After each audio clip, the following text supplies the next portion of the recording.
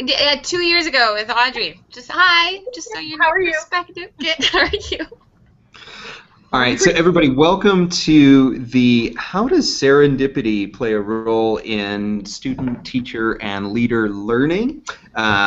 This is the one and only improvised hangout of Project Roundtable, but I'm super excited to open it up and see, you know, the other folks who are interested in this work or who have some thoughts around it. So my name is Ben Wolkoff, Director of Personalized Professional Learning, and I'm playing around with the Draw app so that my name is going to kind of float below me right here. I might put some other things on myself as we go. But since Diana, you only have a couple of minutes, who are you, what are you working on, and how does serendipity play a role in your learning or the learning of other people that you work with?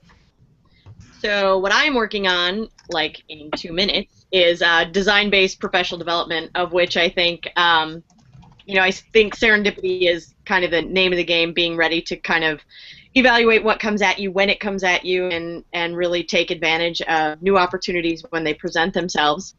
And then the way that I personally have seen it kind of interact in my world is that both as a teacher and somebody who's now does a lot of consulting work, the ability to kind of connect with people such as we're doing right now, and then also in more distributed ways through Twitter, I found that the ability to just kind of drop into conversations, make connection, follow a path, is very interesting to me as a teacher, and I think that the kind of constructive nature of it all is really exciting to me when you don't have to kind of think through exactly how it's all going to be, but rather just participate in a large community and be part of the conversation and see where that goes. And so that's been always an interesting angle of all of this for me. I love that, and being a part of a conversation and that the conversation is ongoing is really powerful, and it's not my conversation or something like that, but that it is actually sort of the conversation that spans sort of all of us. I really like that a lot. So I know that David, you're coming to us from a mobile location, which is awesome, and I love that that's the serendipitous place that you are. What are you working on? Who are you? And what's your thoughts around how serendipity plays a role in learning? All right, hi everyone. I can't do the lower thirds on my phone while I'm driving, but anyway, I'm David Theriot. I'm in Southern California. I'm a high school English teacher.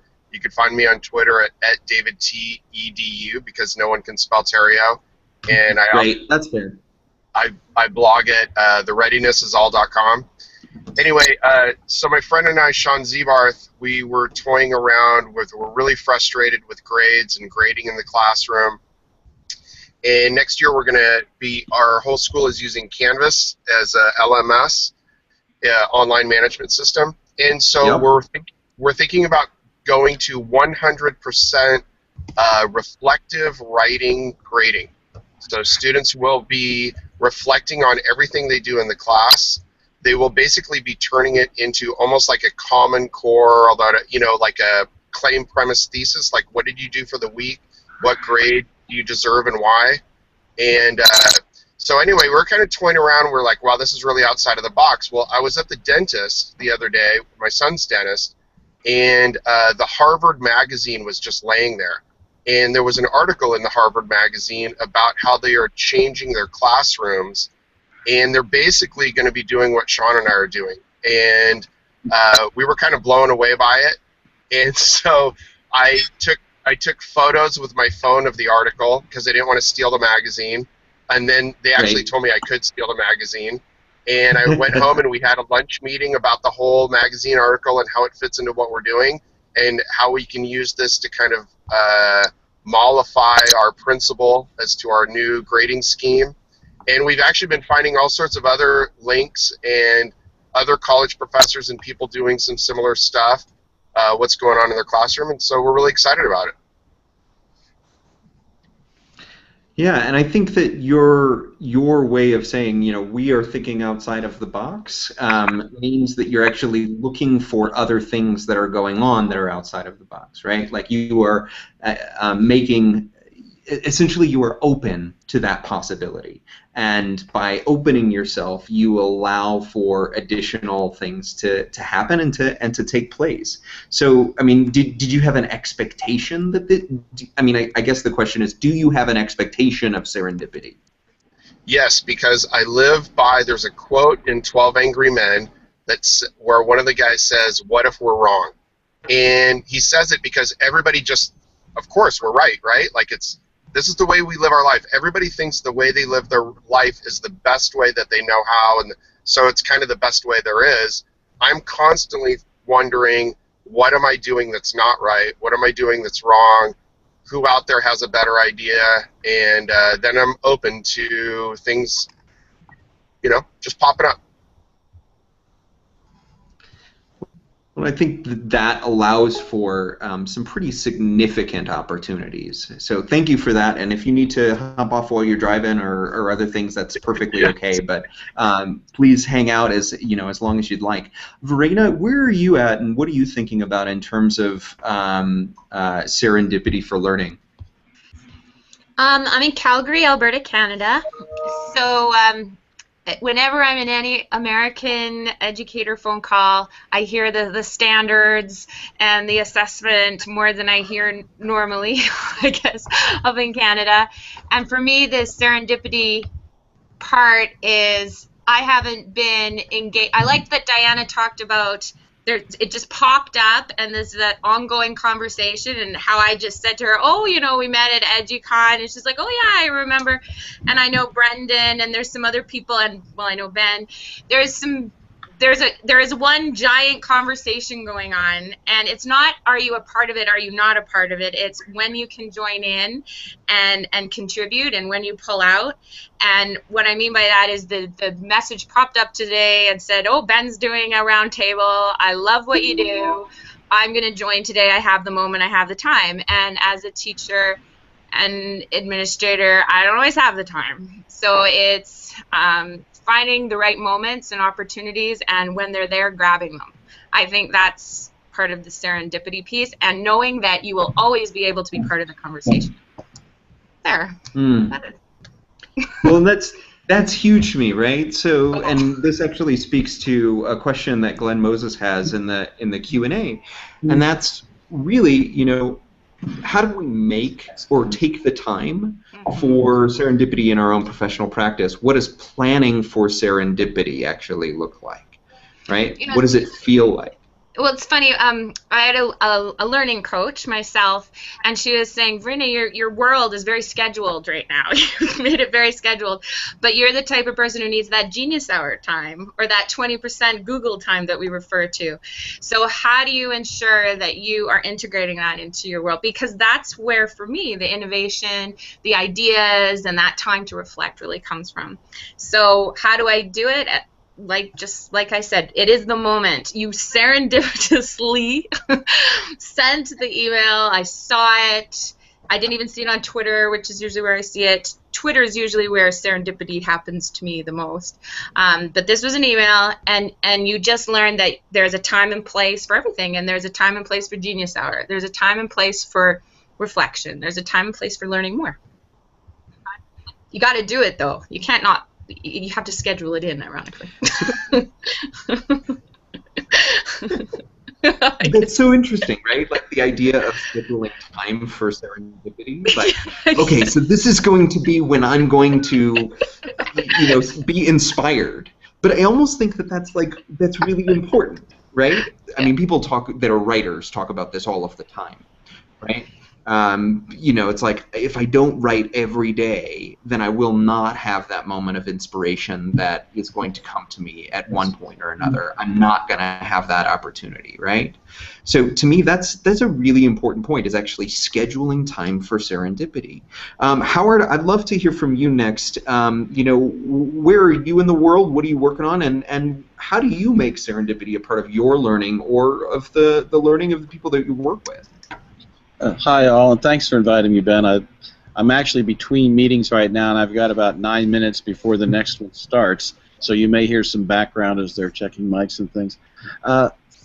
As you were just talking about scheduling time for serendipity, I was reminded of a Big Bang Theory episode where Sheldon put it in his schedule. I will be spontaneous at this point. And it's really hard. We just had at McCrell, we're working on how to be more creative, more innovative in the kinds of work we do. And we just had Roger Schenk come in and talk with us. If you don't know his work, it's worth looking at one of his books called Teaching Minds.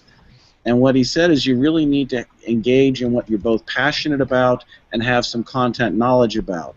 So as we're working with teachers, what I'm trying to do now is put them in a situation where we give them an idea or a concept and then ask them, so where does this fit in with your passion? And how are you going to be able to take this in a different or a new direction based on your feelings and your passion and your knowledge? So I'll just throw that out there for now. Well, and I think that's huge, right? Like, it's serendipity within a scope, right? Like, it's not serendipity like I'm going to go on to Hangouts on Air and just see what everybody is talking about, right? Like, I have a specific scope. I'm going to be listening to these certain conversations and making some pretty important decisions about the ways in which I choose to engage. I think that's huge. Brendan, what are you thinking about in terms of serendipity? And first, who are you and where are you at in the world? Hi, thanks, Ben. I'm Brendan Murphy. I'm a technology integration specialist in Illinois. I find it amazing. Verena was talking about knowing Diana, and I didn't even realize this was going on. I'm like, oh, it's a call from Ben. I'll answer it. And I'm in a group with people, and I'm like, oh, wow, I know 3 of them. So I know Diana and Verena and Ben, and actually I've known Diana the longest, and she's the only one I've actually met in real life. But I feel I know Verena and you, Ben, a little better because I work with you a little more often. But so that's just interesting how this, as Verena was saying, this one big conversation is happening, and we're all kind of in it.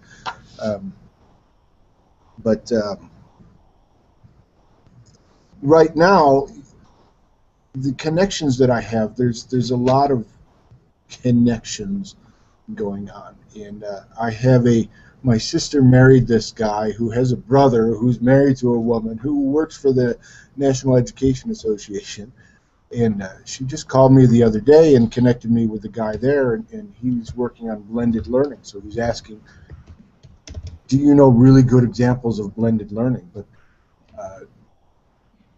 I was doing some with the high school teachers, but they want to see classroom teachers using it, and so I've sent out to my PLN, and I'll ask you guys now, if you know some good examples of teachers using blended learning in the K-12 environment, let me know, because these are, I guess that's a new thing, and everybody's trying to learn about it, or at least something about it, and so this is our chance to send it out to just regular teachers and say, hey, if you're using it in the classroom, let's bring it on up, and maybe you could be featured as in the next issue of whatever magazine they put out or something. So. Well, I think that's actually really important to think about is going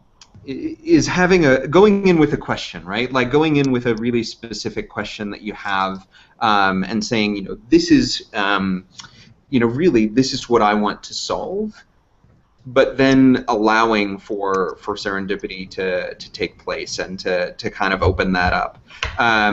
So I'm really interested because, we keep on inviting people to this conversation, and that was kind of the idea, was like we were going to have a conversation with people across time, and we had Jeff that, you recommended that Dave joined the conversation, and then I invited him, and then he was there, right? Like, this was something that we could just do, and noticing the fact that you are both very similar in your headsets, my guess is that you work together and may collaborate fairly often, so I wonder if you might tag team, like, who are you guys, and where are you coming from, and, what are you thinking about in terms of the serendipity of learning? Oh, somebody's going to have to unmute. I'm not hearing anybody. You've got headsets on. Come on, guys. How am I now? Then now we're good. Okay. part of serendipity is the not everything being in place. So with the headsets and everything like that. But it's interesting. I think Brendan was just talking about wanting to know about some blended learning resources. And I don't quite know because I was busy trying to get Dave into this hangout, who is standing right across from me right now.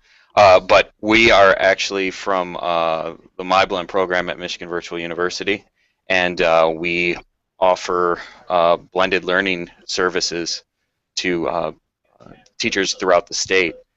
So it's interesting that right on the heels, serendipitously, Brendan's asking about blended learning resources and some examples, and we actually do we do story, and we actually copied Ben's idea for this roundtable and started our own roundtable series as well, just having conversations with teachers who are in the field doing blended learning and just some of the takeaways, challenges, and everything like that. So it's Brennan, we should talk and share resources, away from here, so that we can help each other out. Serendipity and learning is something I'm incredibly interested in, mostly because I don't understand it very well. But I do. Like, I was talking in another webinar on Friday about like the serendipity of Wikipedia rabbit holes that I go down, and just like how the goal of learning changes and keeps evolving as I'm going from resource to resource, and I start going there for to look at Justin Bieber article, and end up looking at all the presidents of the United States. It's crazy, kind of the bird walks that we take in this online environment, and just the online environment itself, how it promotes this serendipity, how all these resources are at our fingertips, and we're in the driver's seat for it, and really, who's to stop us from changing the objectives of our learning as we go on? So it's just incredibly interesting to me, and something that was brought up was the idea of structuring our serendipity, bringing some control and kind of harnessing it. And I think that that's kind of like the big white whale of online learning. It's like, how do we take this like natural great thing, because I think learning serendipitously is really quality learning, because it's guided by you, and it's guided by your interests, and it's 100% engaging. But how do we like focus that on a content standard? How do we let you be serendipitous within this play place? So I think that's a huge question that we need to ask ourselves. I think that's actually the central question of how do we make a learning environment serendipitous but also purposeful. And I'm actually going to come to Kevin, if you're available to either answer that question or just to think about serendipity in your own way. Where are you at in the world, and what is your entry point into this? Okay, Ben, I'm trying to check. Are you hearing me all right? Yeah, we're good. Okay, good. Just checking. I was getting a response that my mic was not working. So, I'm in Denver, Colorado. I'm working as a field manager with personalization in schools for Denver Public Schools, and actually, I think everything that was just said a second ago about like the rabbit holes we go down, I think that seems to really capture most of the work that most of the things that I get the opportunity to do, serendipitously, right? So I also think about, like, just from my perspective, the number of great things I find out about in passing or in an elevator conversation, where you maybe even get that opportunity to just kind of step outside, like I'm going to get off on this floor because I want to finish this conversation, but I'm still going to make it to my meeting on time. That's where some of the coolest stuff tends to happen for me. And so, or even, Ben, you and I just had a meeting last week, and it wasn't on the agenda, but you did something that cracked the code for me. And I'm not going to go into a lot of detail here, but like there was something I was trying to figure out, and I had this massive aha moment, and it had nothing to do with what our topic of our meeting was. And so I think for me in learning, I think that was all part of it. Well, I think that actually, for me, speaks to just the ways in which we maybe do things differently for ourselves than we would for students, right? Like, we expect when we walk into a meeting that possibility is still possible, but we lesson plan like that possibility is maybe not possible for students, like that there is a specific aim that we have, and that is what they're going to get out of the experience. And so my question then becomes, how do we then make our approach? Is somebody putting the cat on me? Because that makes me super, super happy. Great, love that. So we'll just go like this for a little bit. So how do we make it so that is not the case? How do we make it so the same thing that happened in the meeting with Kevin and myself, that we can make it sort of open up that opportunity? And I'm actually going to throw it back to Dave, because I want to hear the other side of the equation there. So how are you thinking about, in the blended learning that you're building and things like that, that there are probably some specific aims, but that you have other aims that you're allowing for? Yeah, so this is like a really difficult question. Can you hear me? No? Yep, we're good. Okay, great. So this has been something that Jeff and I both have just really been tossing back and forth as a difficult question to address. But also we recognize that it's very important, because we know intuitively that the best learning that has taken place for us in our own personal development has taken place, for the most part, serendipitously. Well, not all of it, but a lot of it, right? So we know that learning is constantly taking place. And so we were thinking about this, and I shared a link to you here in a blog post that we wrote while we were thinking through this. And I think the best analogy that someone told me was the idea of vacationing. So if you're like me and my wife, sometimes you vacation with other people, and sometimes there can be people who vacation and they like plan everything, like it's all planned out. There's a time frame, everything's in place, and if something doesn't go right in all the specific planning, then the vacation's ruined, right? And that doesn't make for a very good vacation. So, but for me and my wife, when we have a structure to it, it really helps it not just be a flop, but it also helps us to be flexible and open to maybe stumbling upon local people where we're vacationing at, and they can tell us about things around us. So this idea, it kind of is similar to me in the idea of creating a lesson or creating a learning object that both has structure, has clear objectives, but also make room for exploration in ways that you really can't plan for, and that's difficult, and that's something I'm sure we're here just discussing. Really cool. All right, so we've got a lot of questions here.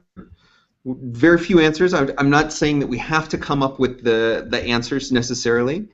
Does anybody have any thoughts around making learning environments where it's more likely,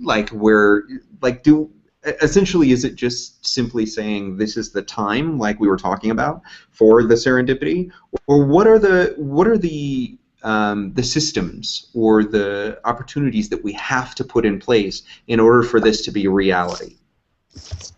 So Ben, I just threw this over in the chat.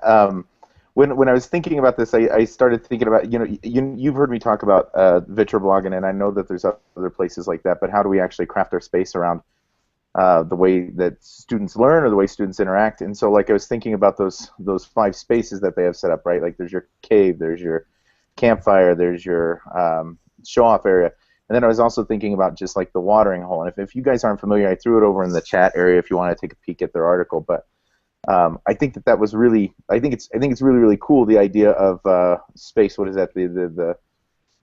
As if you set up the space and you have the rituals and routines around like what happens in this space, then really whatever they do with that, knowing whatever the routine is, then they can feasibly have those serendipitous events occur, right? So I think definitely space and space arrangements could do a good deal. So doesn't have to always just be a factor of time.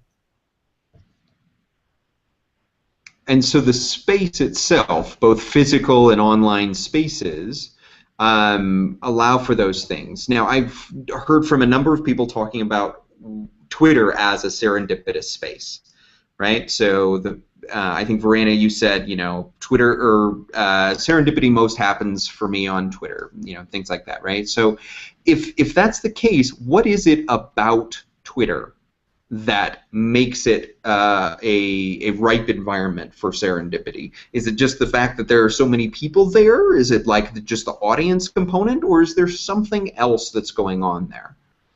Well, as you're talking, I was thinking, like, what are the tools, or what do you need ahead of time to get to the to the point of me answering a random email saying, sure, I'll jump into a Google Hangout, and learning in a serendipitous way. Okay, so how did I get there, and how would other people get there?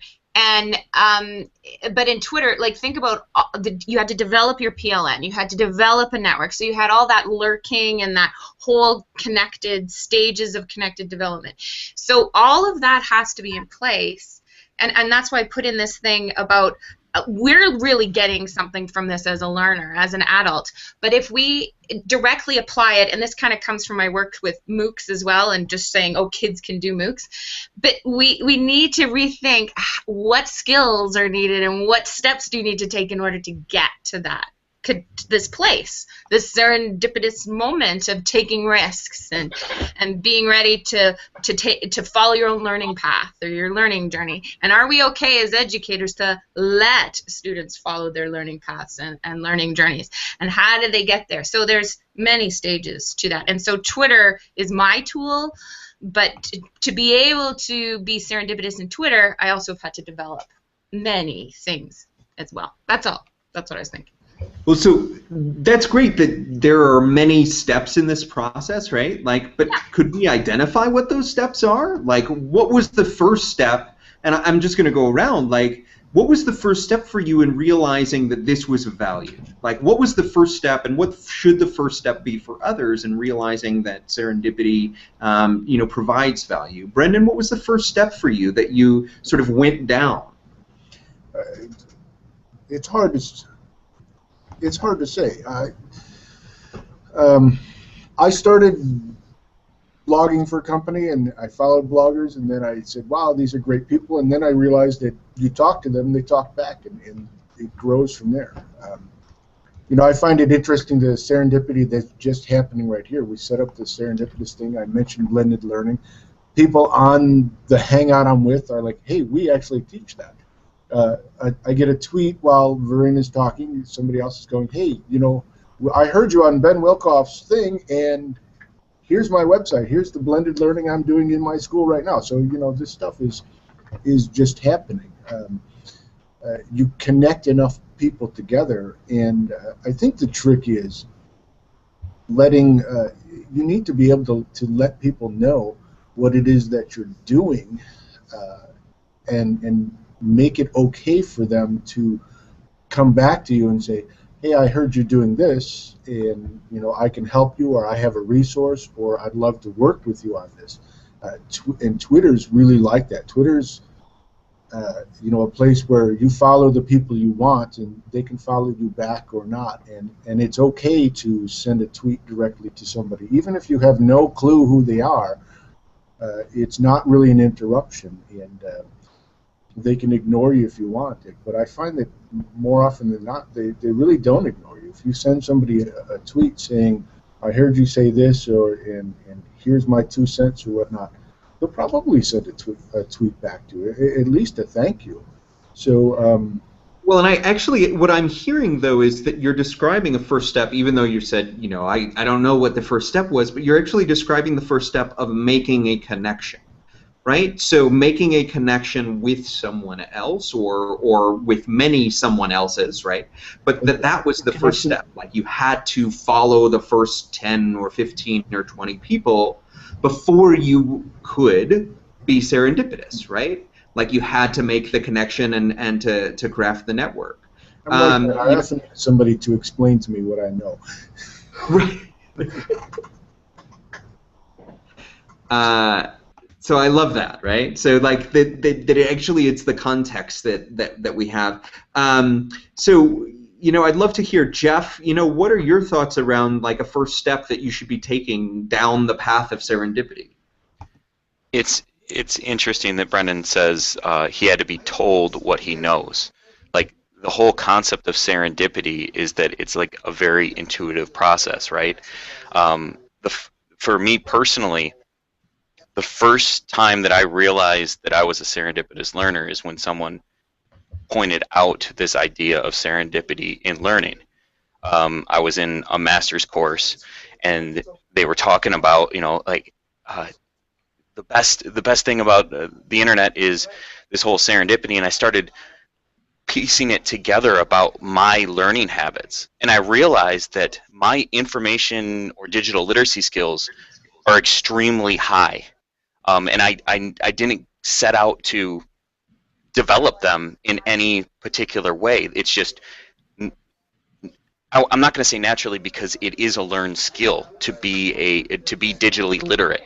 But the skills that I had, I didn't necessarily have definitions for them. I just did, right? And I think that there's a big step there where we have a lot of people that are great serendipitous learners. I would say that pretty much everyone in this panel, without even knowing you, is a very advanced digital literate person who are serendipitously learning all the time. I think one thing that we need to do is start with the question, how am I serendipitous in my learning? What are the skills that I have? And how can I impart this wisdom on my students? Like, we need to get past the myth that digital natives are extremely digital literate and are able to just learn on the internet because they've grown up with it. We need to deconstruct this intuitive process for the extremely digital literate and start quantifying what these skills are. Because I think teaching these skills, and it's something I did as a classroom teacher, and I continue to encourage the teachers that I work with to do, building these information literacy skills where you're able to go out and extract information, use information, and create your own information in an online space are the things that we need to teach as we're having students interact in our online environments. And yes, content needs to be at the center of that because that is what makes learning meaningful. But wrapping around that is thinking about stuff like, okay, who's the author of this article? Who are they affiliated with? What do you think the reasons are, their motives for writing the article in the first place? And really looking at kind of the metadata behind resources, as opposed to just accepting all the information that you take in as just straight up information without any good or bad or any lenses framing your understanding of it. So I think identifying that in the first place and then trying to quantify those skills, define those skills, is a great first step. So you have a couple of things there, and two that I think are really worth calling out. One is that you said that you are a serendipitous learner and like identifying as one, and that you actually think that there are traits of a serendipitous learner. So I think it's interesting to think about the idea of almost a role that you would play in the classroom. I am a serendipitous learner, and then I think the second thing is actually deconstructing or decoupling sort of digital literacy from perhaps being young. Right, like I always am super, I would say, annoyed with folks who tend to equate like an experienced teacher with someone who can't or doesn't want to or isn't interested in technology or in personalized learning, blended learning. Like these two things are not the same, but there is something that that we can decouple and make pretty concrete. Like, what does serendipitous learning look like? What does a serendipitous learner do? And I almost think about those traits. Like, a serendipitous learner, what we've described thus far, sets aside time for serendipity. A serendipitous learner makes connections in a network, right? What else does a serendipitous learner do? Kevin?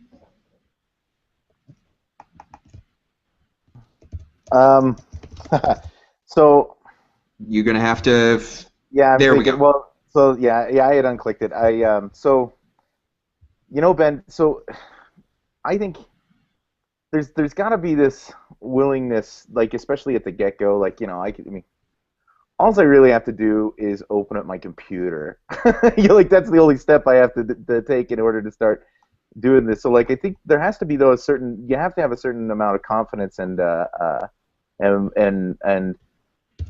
willingness, and I think this might be the mindset piece, like the willingness to think that even if what I'm finding currently online right now is not directly valuable to what I'm doing, how do I then save it because it feels like it might be applicable later? So like a thing that I think I was mentioning earlier this week to you is like I've recently started using my Digo. I haven't used it in like 6 years, right? Like I stopped using it altogether. I'm getting some giggles out there. So, but you get like the point. Like I started finding I am starting to get so much information that I'm finding here and there, and I'm like, I know I'm going to use this, but I don't need it today. Where do I put it later? So I think part of that is like that idea of like I need to be willing to say like I've just learned something, and for that sake, it's valuable. But then just because I've learned it doesn't mean I'm going to be able to apply it, which is something that I usually want to be able to do with my new learning. So like ultimately, how do I then curate that for me to save? So I think there's going to be an organizational piece. I think there's also going to be just that willingness to say, I just read something really cool, and I don't know what I'm going to do with it. So how's that? We giggle because we identify with the Digo thing. It comes and goes with us. We're obsessed with it for a while, and then it falls away, and then we're like, oh, you remember this, and then just jump back into adding a bunch of resources. The same thing with Pocket for me, even though that is a little bit. I hold on to that a little bit longer because it feels more personal for some reason. Well, and I so love when my you're Digo looking. now. Now you're in it, right? Like you are totally loving that. But it comes back to me to like, so all of those things are actually very personal things, right? Like these are all personal preferences that you are sort of supposing are only your own. And I think that maybe it's kind of flawed to think about serendipity only in terms of ourselves, because like it doesn't work if we are the only ones who want to be serendipitous. Like it only works if we are all sort of collectively agreeing to be serendipitous. And there's something that we still need to do. Like a serendipitous learner would then have to encourage serendipitous learning elsewhere, like within the spaces that he or she plays, right? So to me, that's actually really important. How do we make sure that our learning promotes serendipity? So let's take a couple of thoughts from the audience. Keith Murray, who would be on the panel but doesn't have a camera today, so he proposes this question: is it serendipity or is it just being responsive? Like I am responding to my students' needs. Like isn't it just the fact that we're responding to our own needs? Like, why is it serendipity versus just simply saying, you know what, I'm going to respond to my needs, or I'm going to respond to the needs of my learners? Verena, do you want to take that? Like, why is it serendipity and not something else? Well, I was thinking about this the other day. I was up in Alaska, and I found a random note in a magazine, and it just said, have a great day, which is serendipitous in itself, right? That you open the magazine and you get this note. So it's not an online serendipitous example. But it's real. But it's real. So, okay. So, however, then all my friends took a picture of it because it was cool. What does Verena do? She takes a picture, she designs it in a kind of a cool way. I put, some little Photoshop stuff around it, and then I tweet it out. Because it was so cool. And then why did I do it? Because it was the audience piece, and I wanted to share, and I wanted to engage. So I do hear what was it Keith that said that it was that it is about the interaction and the engagement and and that conversation. Getting back to the going on, it's this continuous conversation, just putting in pieces into the conversations to go along. So then something could happen, as we well know in Twitter, that other people could send me their cool notes that they found. Could that have happened if I just left it in the cafe? No. So it's sharing with a bigger and wider audience, I guess. And so there is that element of, I think we've talked about it, of connections, of audience, and things like that. But that there is a thing about capture, right? Like you captured that moment that was happening right there. You captured the note or whatever that you found.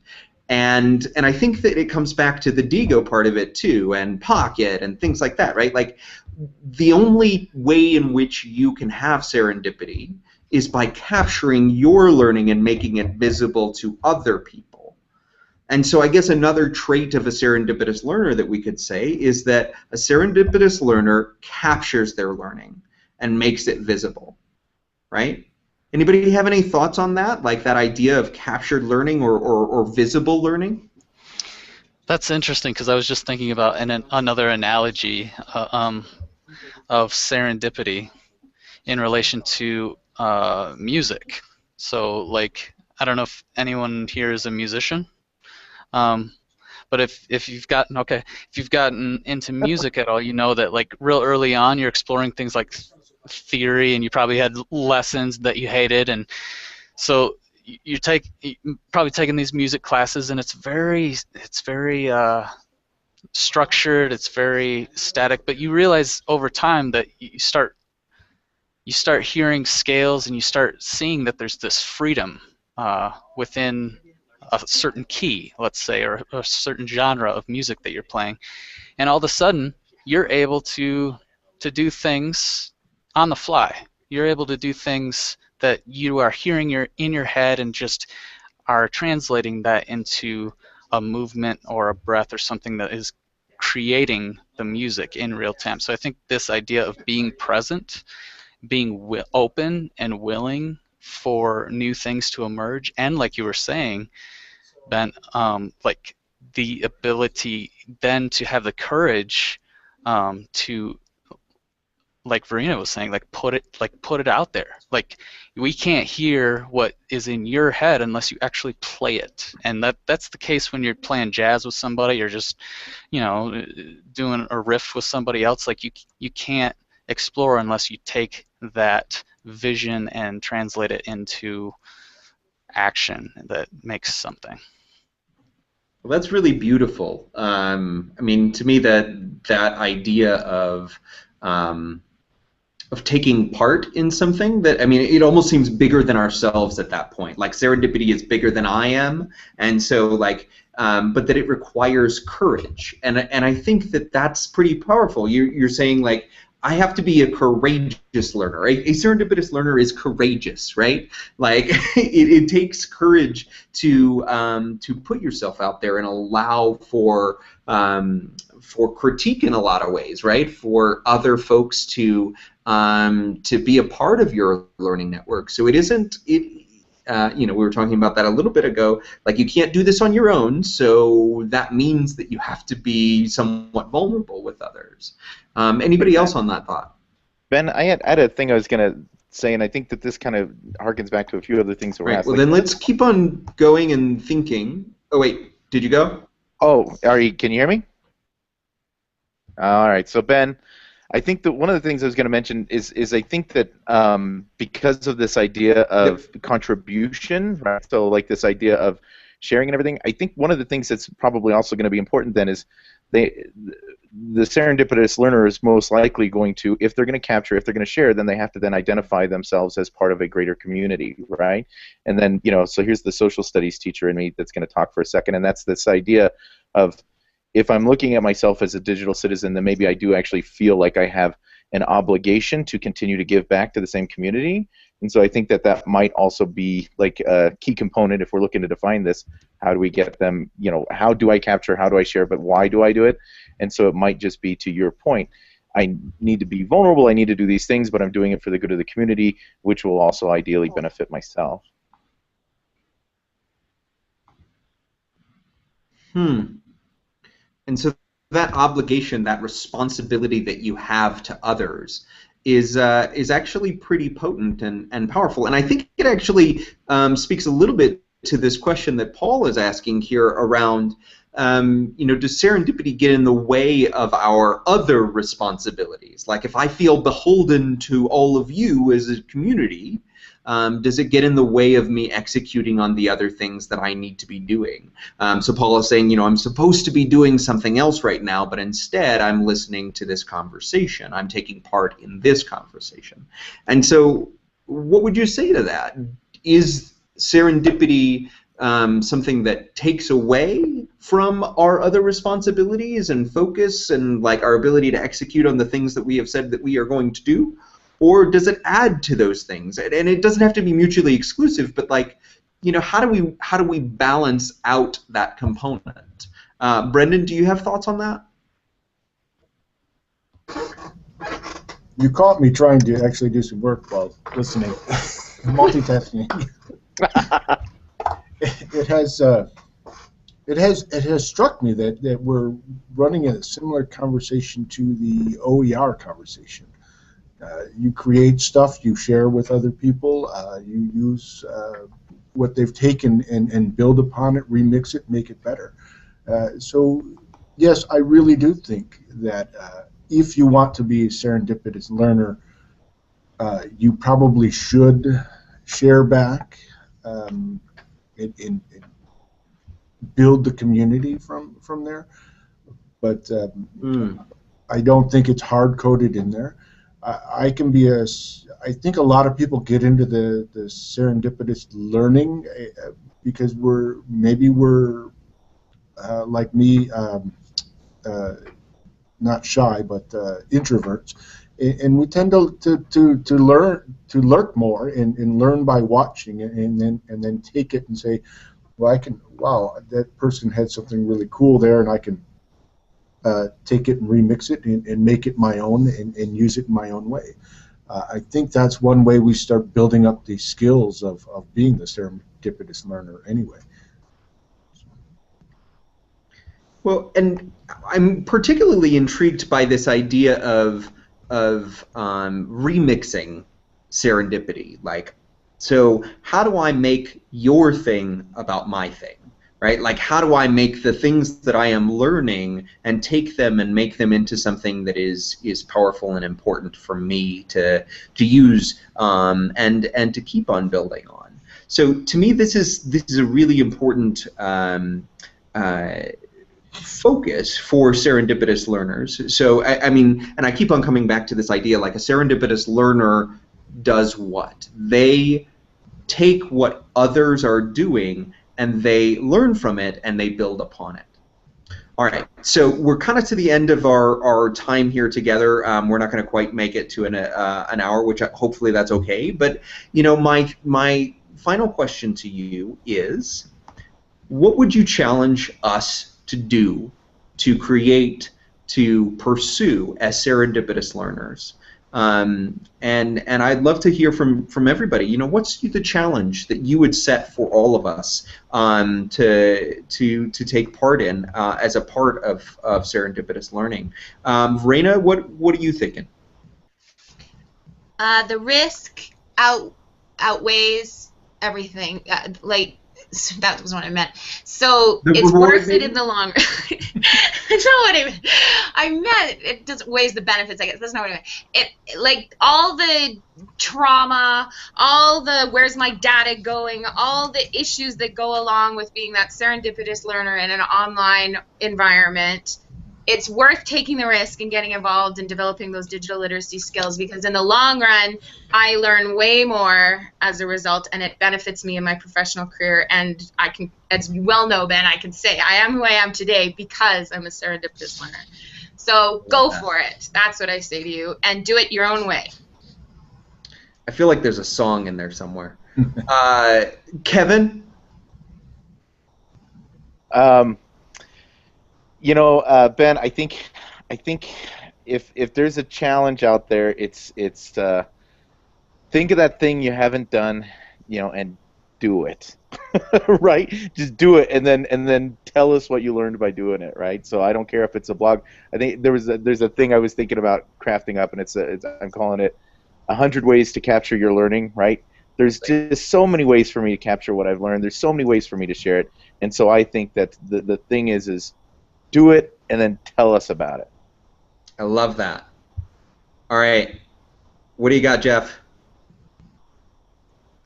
Well, unfortunately, I'm still thinking about that question that went unanswered about, like, you know, is it more of a distraction and everything? So, yeah, like, my mind's still going in that mode. But I guess, like, I'm gonna talk on that. My challenge would be to see if there's something that you're interested in, and it manifests itself as a distraction in a critical time where you feel like you don't need this right now. You need to just block it out, focus on what you need to get done because it needs to get done. I would say, like, don't ignore. It's like that little voice inside of you, that little child. Like, following your interest is never a bad thing when it comes to learning, and that not everything happens in the order it happens in. It's a lot easier for me to say that because I'm so disorganized. I might as well just take whatever comes my way and just go with it and see what happens in the end. That's kind of my attitude. But I let go a little bit. If something's interesting, there's probably a reason why you think it's interesting, and it's worth exploring, and it's probably why it came up in the moment. And then the other thing would be just try to define your thinking process and enhance it. Something I did before is I think I was serendipitous without sharing as much as I could. And I was kind of being selfish in that respect of not, and also putting a glass ceiling on myself and not being able to learn from others through my my back channel passive information grab. The creative culture out there to share is something that you should engage in. Yeah, I think there's something in there about, not just being a lurker or a consumer of serendipity, but actually a producer of serendipity. All right, we've got just a couple more seconds. Dave, what do you got? All right, so my call to action, it goes as much to myself as us all, but my challenge is to be willing to do everything we've said here. Make the connections to other people. That takes courage. Make connections between something that you're learning and something that it relates to. And model that for others, how to go about doing that, and be willing to share, and in modeling it, be willing to share yourself in that process, because learning and teaching and learning are a core of who we are, and it's hard, it's difficult to put ourselves out there to connect with people. It's difficult to put out the things that we're learning and share the things we're finding, but like Verena was saying, it's worth it in the end. I love that. All right, Brendan. I was just watching a presentation by Google, someone at Google, how they do their OKRs, their goals for the quarter for individual, and they post them publicly. And I think that's really cool, and I think that's important if you want serendipitous learning to happen. You have to let your people know what you are trying to learn. What are you working on right now? Because if they don't know what you're working on, then they can't serendipitously come up and say, oh, I know about that, or I have some insights for you. So, that's what I would say is make some goals for your next couple of months or whatever, and tweet them out, post them, say, this is what I'm doing, this is what I want to learn about, and let the people come to you. Absolutely. And I just want to say thank you guys so much for taking part in this time and then this serendipitous moment. And I do think that each of your challenges to us are very real. And I take each one that I will hopefully be serendipitous with you all in the next little bit. right, thanks, everybody. Talk to you soon.